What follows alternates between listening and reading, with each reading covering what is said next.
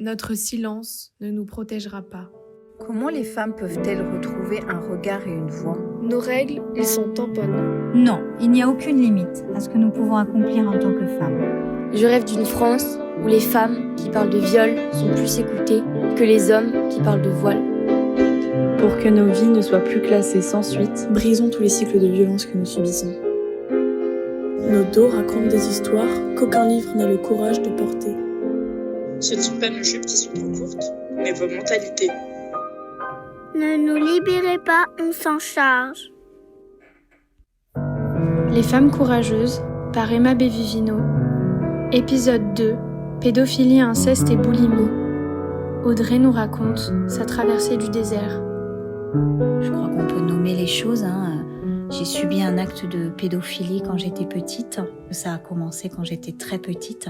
C'est le père de mon père qui m'a fait subir des attouchements. Ça a dû se terminer quand j'avais 8 ou 9 ans. J'ai commencé à avoir conscience que quelque chose de grave se passait. Je me suis pas rendu compte tout de suite de la gravité des choses, puisque je n'ai parlé de tout ça qu'entre 18 et 19 ans à mes parents, en lui disant que voilà, le grand-père mettait sa main dans ma culotte, ou enfin des choses de ce genre que j'ai dû lui dire.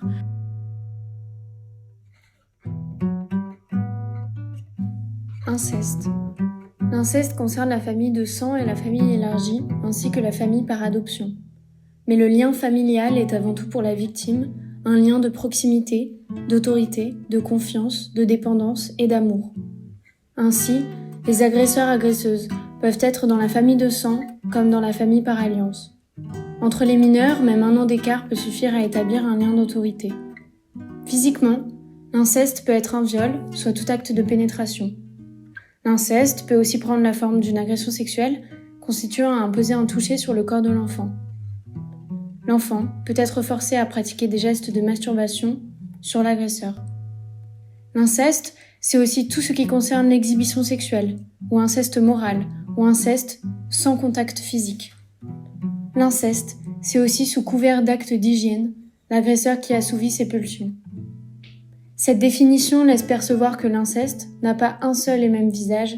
Il est extrêmement important de souligner que les situations sont multiples afin de déjouer les stéréotypes qui empêchent de penser et de voir l'inceste, surtout dans le lien continu avec la pédocriminalité. Alors, en tant qu'enfant, on n'a pas conscience de l'abus directement, ou de la gravité. On vit en tant qu'enfant, on observe les autres enfants, nos cousins, notre sœur, etc. En revanche, il y avait un problème, pas un problème, mais une différence, on peut appeler ça comme ça, une forme de fragilité chez ma sœur. Carole. Une sensibilité par rapport au poids, très introvertie, je sais pas, comme un peu en retard sur les amis ou les choses de ce style d'adolescent. Une incompréhension, pourquoi elle et pas moi du coup, puisque j'étais aussi un enfant. Et en tant qu'enfant, nous décrivions notamment cet adulte comme étant sexuel, et c'était convenu entre nous tous. Donc on savait. On a envoyé des signaux, parce que tu sais, dans la famille, en fait, entre enfants, on savait. On parlait pas de ça, mais on disait que papy était sexuel, et on avait écrit sur un cahier qu'il était sexuel. Et ce cahier a été trouvé par les adultes, et ma tante, qui elle-même a subi ça, je ne l'ai appris qu'après, a été outrée qu'on puisse écrire des choses comme ça, et on s'est fait beaucoup punir. Donc ma mère a vu aussi ça. Je parlais de temps en temps à ma mère. Mon grand-père m'a quand même proposé à 12 ans de me mettre de la crème Nivea sur le sexe. Il me posait des questions bizarres sur le fait que j'ai eu ou non des rapports sexuels. Mais si tu veux, au-delà de 10 ans, moi j'avais compris qu'il y avait un problème. Et donc je faisais très attention. J'étais en proximité avec lui, mais plus jamais il a rien fait sur moi. Et je veillais vraiment à ça. Il se promenait un peu tout nu, enfin voilà, c'était quand même un peu étrange ses comportements. Après, dire que ma mère n'a pas réagi assez vite, je crois que je pourrais pas dire ça. J'ai l'impression que elle est vraiment tombée des nues quand on a révélé. Ma réaction première fut de croire complètement ma fille sans aucun doute. Je savais pas que c'était si grave que ça. Parce qu'en fait, quand tu vis ça et que t'es enfant, tu sais pas.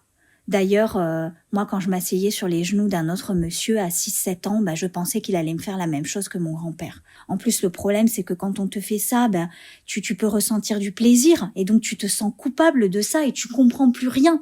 Et tu te dis, mais c'est moi le problème, c'est de ma faute à moi. En plus, pendant ces choses-là, il me disait à l'oreille, ça te plaît? Mais en fait, non, ça me plaît pas. Mais non, ça me plaisait pas. Mais moi, je pouvais rien dire. J'étais enfant et j'étais sous le coup d'un adulte. L'enfant faisait plus que son âge.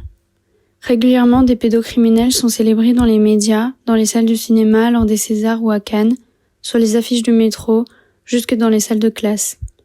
En France, aujourd'hui, une fille sur 5 est victime d'agressions sexuelles. Les agresseurs sont encore très majoritairement des hommes et des proches. Andrea Bescon, au micro de Marion Lourd, sur France Inter. C'est compliqué. On voit que, de toute façon, les femmes, dès qu'il y a un rapport violent chez la femme, elle est pointée, elle est très, très mise en avant. On va dire on va beaucoup mettre en avant une violence féminine, alors que la violence masculine, au final, c'est quelque chose qui est presque un peu banal. On s'est vachement habitué, quoi. D'ailleurs, on appelle ça violence faite aux femmes et aux enfants, on n'appelle pas ça violence masculine. Mon père connaissait l'information. Donc, s'il avait voulu protéger sa fille et sa famille, on aurait été au courant, il aurait pris des mesures. Donc non, clairement, on peut dire que son rôle n'avait été accompli. Et puis ma mère, ça c'est à ma sœur d'en juger. Moi, effectivement, je suis pas une victime directe. Donc, mais moi, j'ai un jugement très dur vis-à-vis d'eux, c'est clair. Ma sœur n'a pas, pour moi, été suffisamment aidée ou reconnue. Ou je sais pas, il y a un manquement quelque part. Je crois que petite, j'aurais surtout eu besoin de mon père.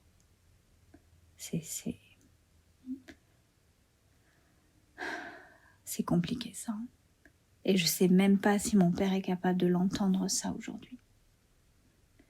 Tu sais, je croise des hommes formidables.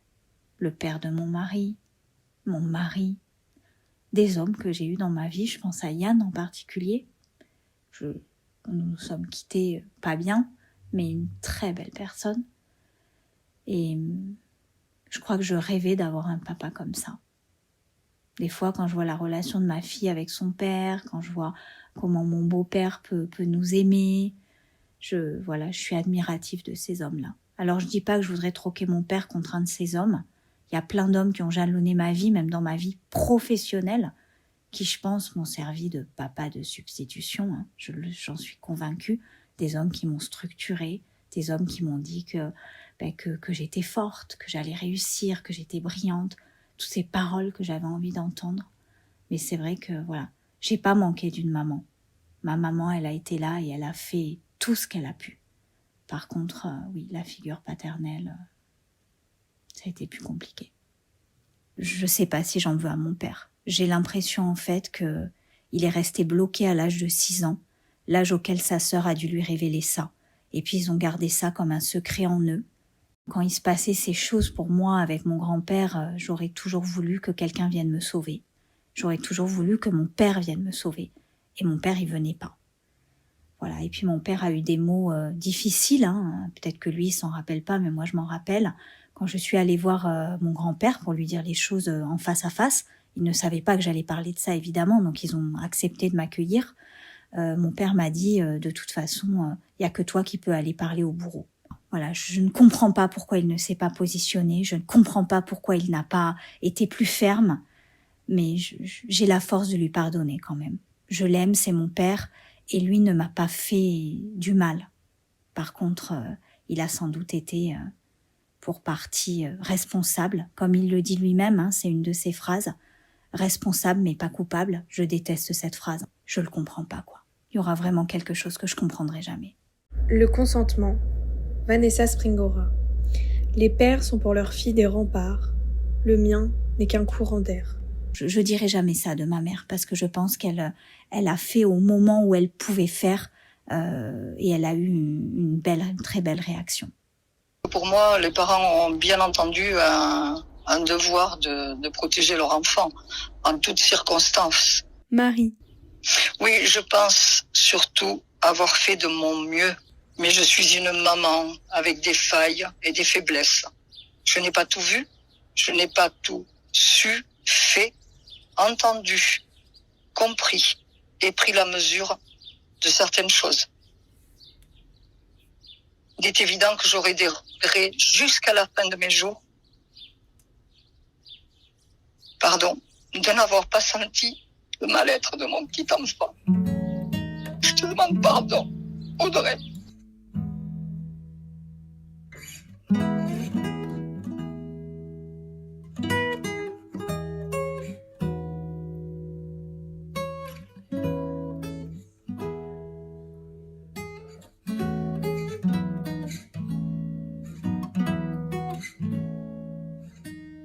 Comment m'a-t-elle annoncé la chose? Je crois explicitement, elle ne me l'a jamais dit. Donc personnellement, voilà, c'était plutôt indirect ou tacite, je sais pas comment dire.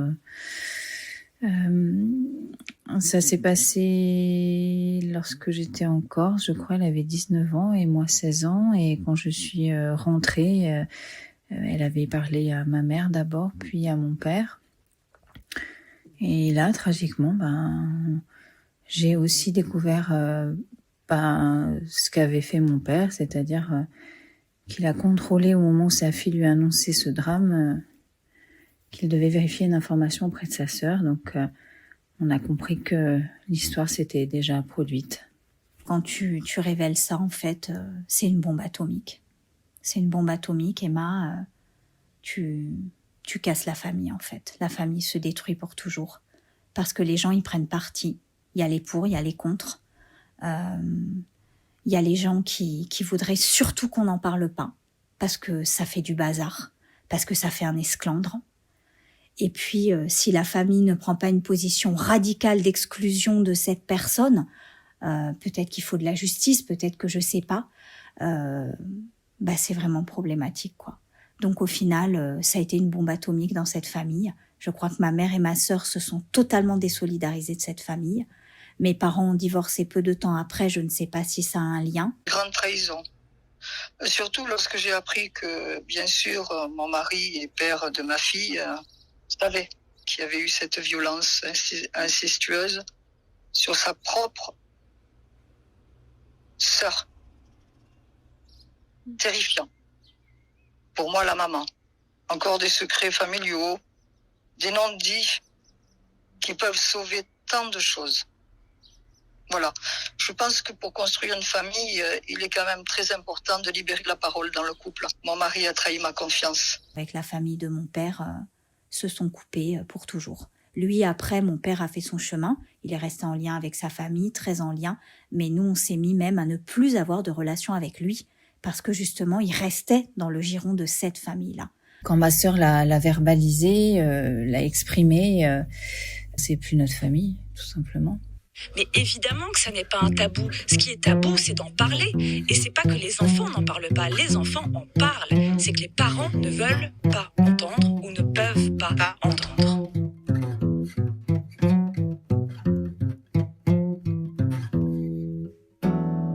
Est-ce qu'on peut dire que ton corps a parlé avant ton cerveau ? Je pense. Je pense que oui, que tu as raison. Moi, je savais pas, je comprenais pas. En fait, je savais pas ce que j'avais.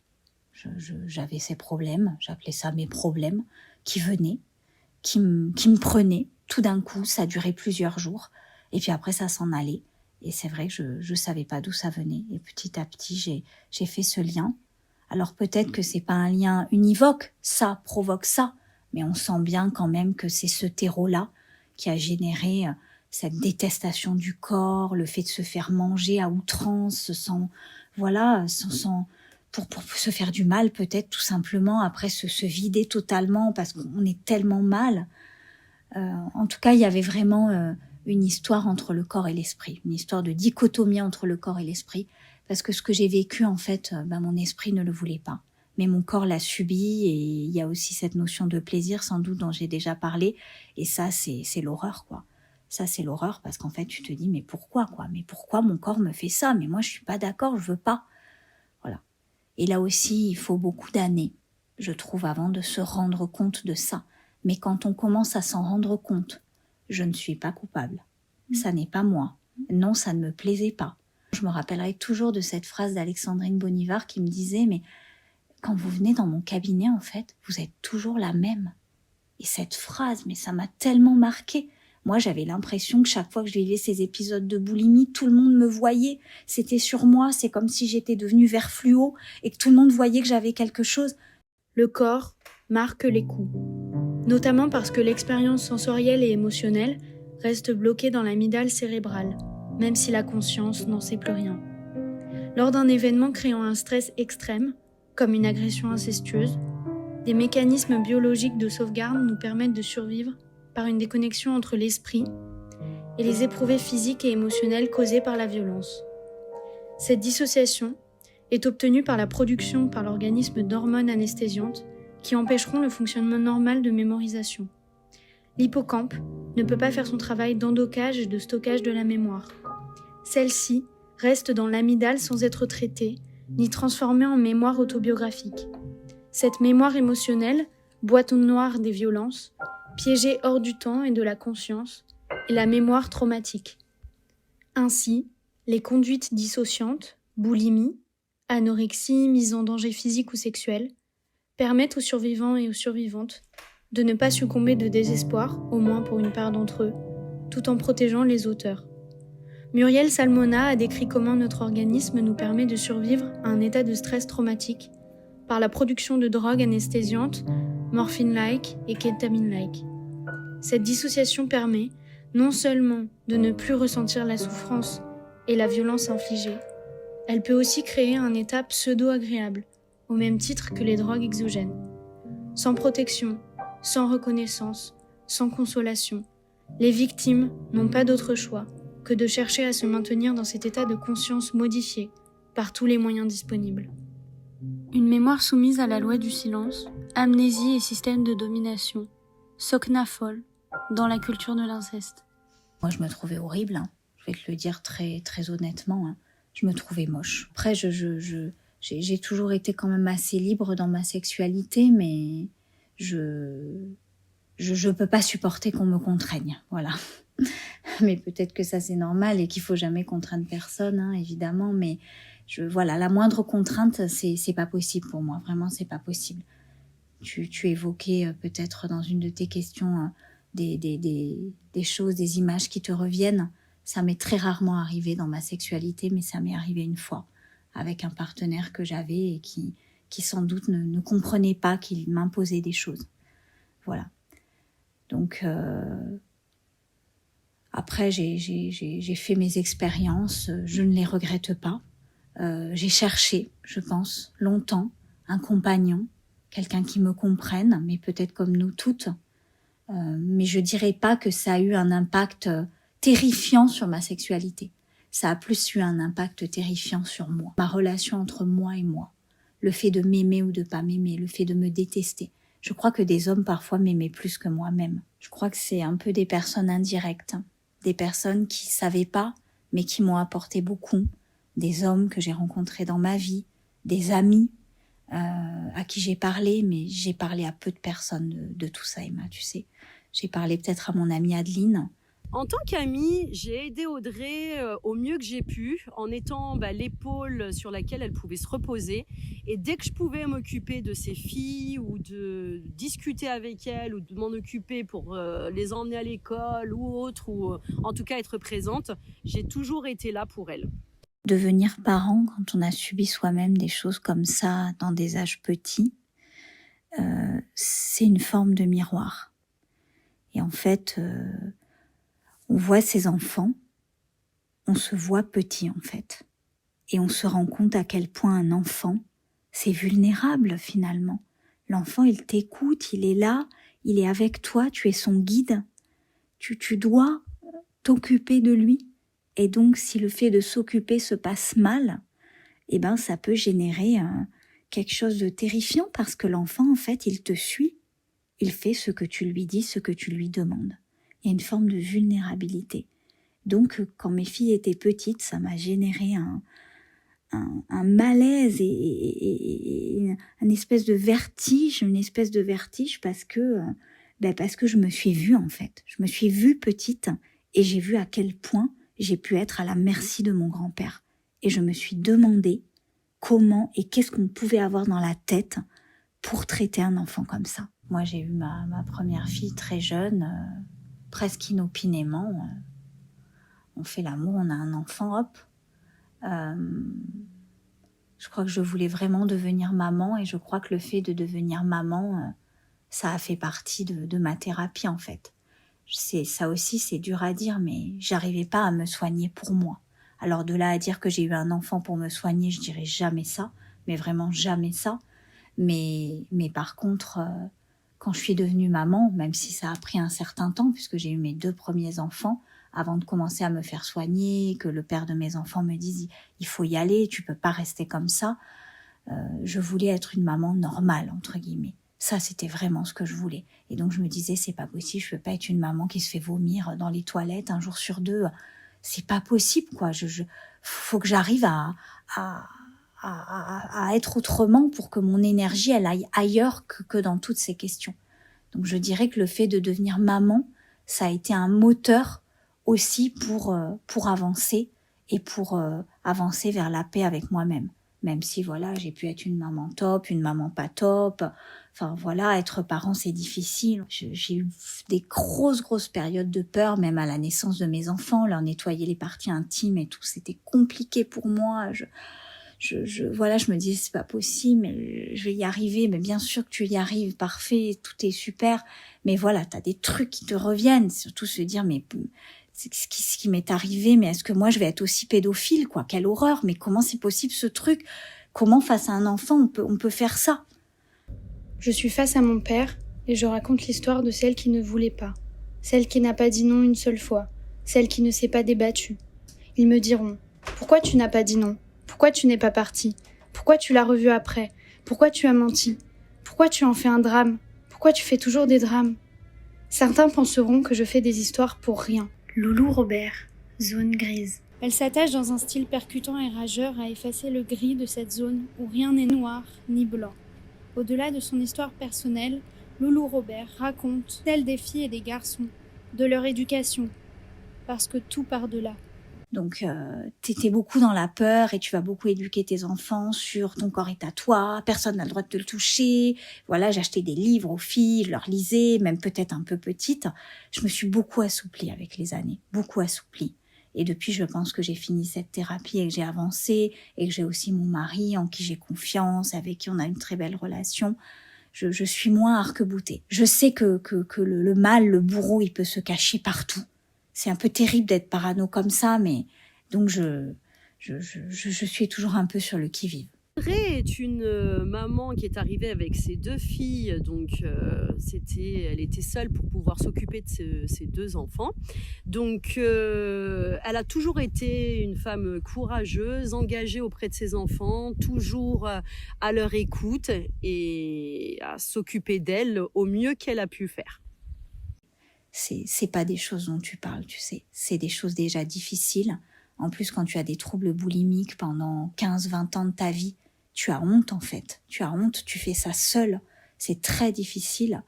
Donc tu parles peu. Parce qu'écrire ventait redevenir le sujet de ma propre histoire. Une histoire qui m'avait été confisquée depuis trop longtemps. Le consentement, Vanessa Springora.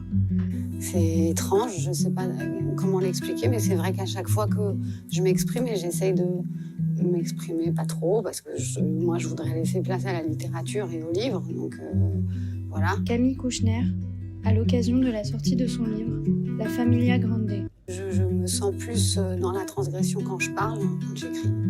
Quand j'écris, je choisis mes mots, je prends mon temps, je réfléchis.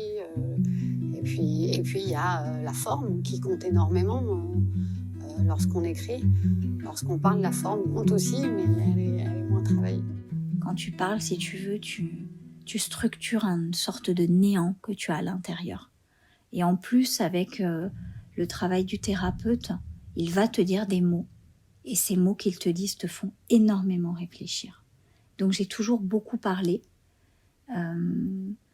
Parler aujourd'hui, je le fais parce que je me dis que peut-être ça peut libérer d'autres paroles.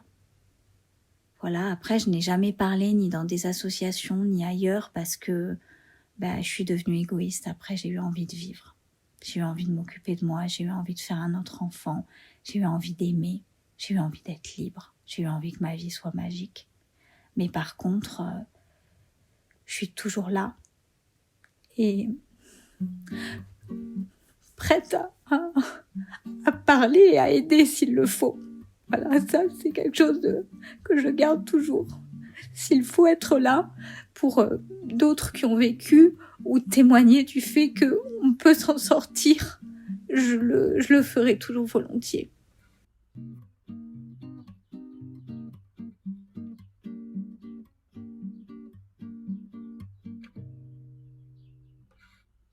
Le problème que je vois aujourd'hui, c'est que nos témoignages sont balancés dans l'univers, encore une fois, et ils sont piétinés.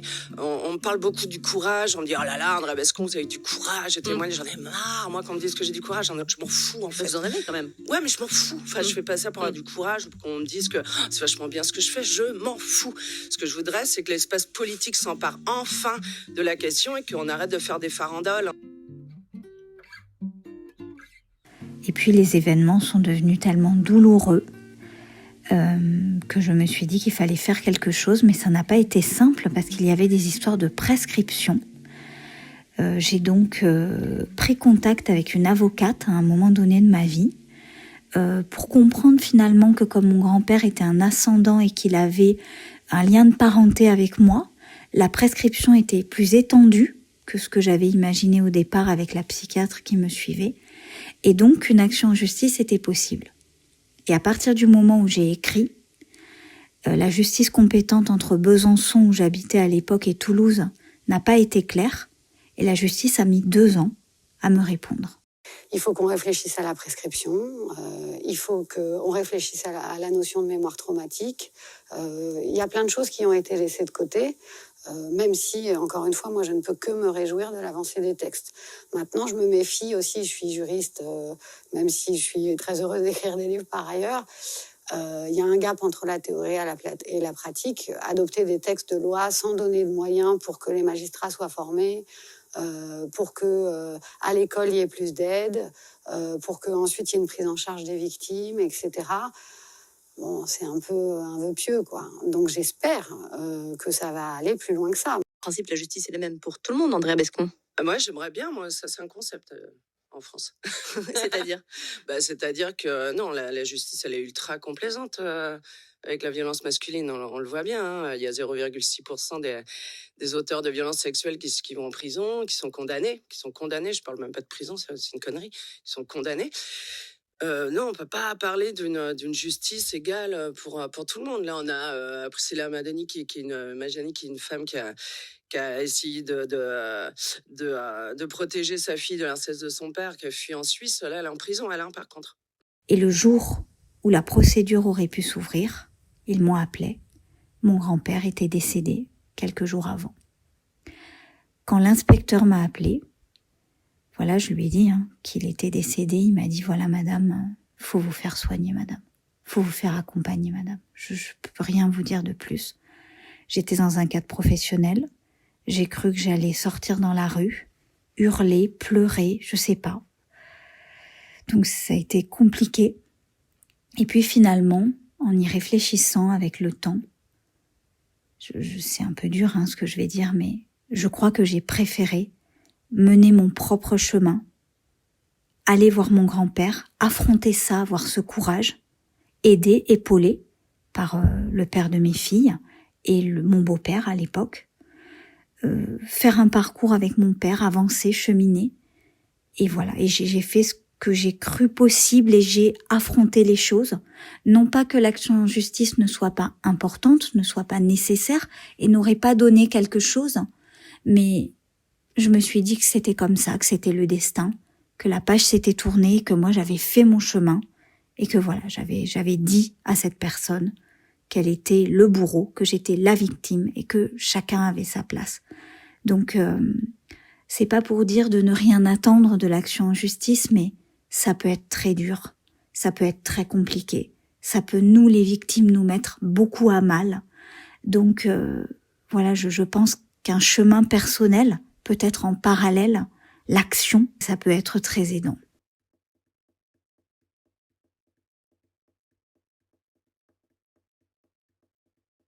je sais pas si on guérit de tout ça. Je sais pas si un jour... j'ai entendu Andrea Bescon, par exemple, qui porte la parole des victimes beaucoup, dire il y a un jour où ça va, il y a un jour où on s'en sort. Et je suis sûre qu'elle a raison, mais le chemin, il est très lent.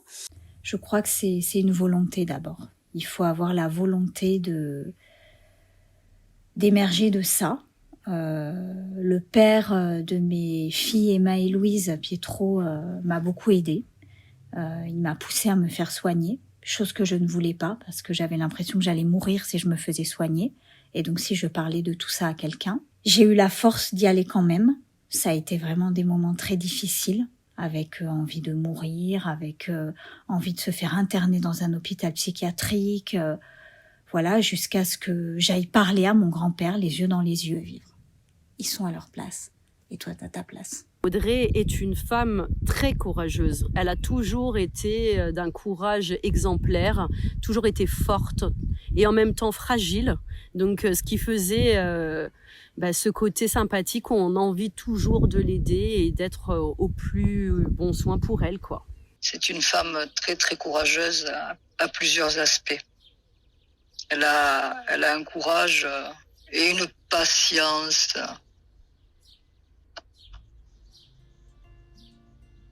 Et je l'aime très fort. J'ai vécu ça. Je vais devoir m'accepter avec ça. C'est comme quand on a une cicatrice. Je l'aurai pour toujours. Mais voilà, maintenant c'est une cicatrice. Iris Bray écrit: dans la technique philosophique japonaise du kintsugi, le bol brisé est réparé par une pâte dorée. Comme le dit Émilie Noteris, la réparation ne vient pas nier la fracture, elle la sublime et la maintient visible aux yeux de tous. Gaspard fut mon premier amour et le premier garçon à qui j'ai raconté l'inceste. C'est lui qui m'a appris à exposer la fracture. C'est ce que je fais avec ce livre. Il m'a aussi appris que les cicatrices pouvaient scintiller. Mon corps et ce livre sont mes réponses à mon expérience de l'inceste. Ce livre et mon corps sont une archive de mon trauma. Quand c'est parti d'un coup. Et ça, c'est un truc de fou. Alors d'un coup, voilà, après tu peux te dire, je mange un peu plus, je mange un peu moins, mais quelque part, quand j'ai réglé mes comptes avec cette histoire, quand j'ai fini ce chemin, voilà, c'est parti et je me suis sentie libre. Et tant que t'as pas réglé tous tes comptes avec cette histoire, que t'as pas fait clarté, que t'as pas tout dit, que t'es pas allé au bout de la démarche, il y a rien à faire, ça revient, c'est ces questions. Et je l'ai verbalisé d'ailleurs. À la thérapeute qui me suivait à ce moment-là, on a verbalisé la fin de la thérapie. Quelque chose qui était terminé, j'avais fini un chemin et c'était une forme de réconciliation. Et en fait, moi, si tu veux, j'adore manger. Manger pour moi, c'est un plaisir. Et donc, quelque part, c'est comme si je m'étais retrouvée. C'est comme si cet épisode-là, ça a été une parenthèse de ma vie, mais une parenthèse qui a duré très, très, très, très, très longtemps.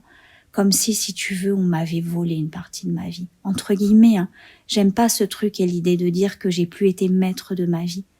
Mais voilà, ça a injecté en moi un tel problème qu'il m'a fallu un temps très, très long avant de remettre les choses dans le bon ordre, me retrouver ma place à moi de victime. J'ai rien fait. Et ensuite de dire c'est bon, c'est réglé, je peux poser cette grosse pierre et maintenant je peux continuer. Et je suis Audrey. Il faut alors créer un front contre la pédocriminalité, concrètement, idéologiquement et politiquement. Défaire, s'organiser, lutter. Défaire les préjugés dont les classes populaires sont victimes. S'organiser au sein de structures associatives, éducatives et institutionnelles, tant dans l'espace public que privé. Lutter contre les violences sexuelles faites aux enfants.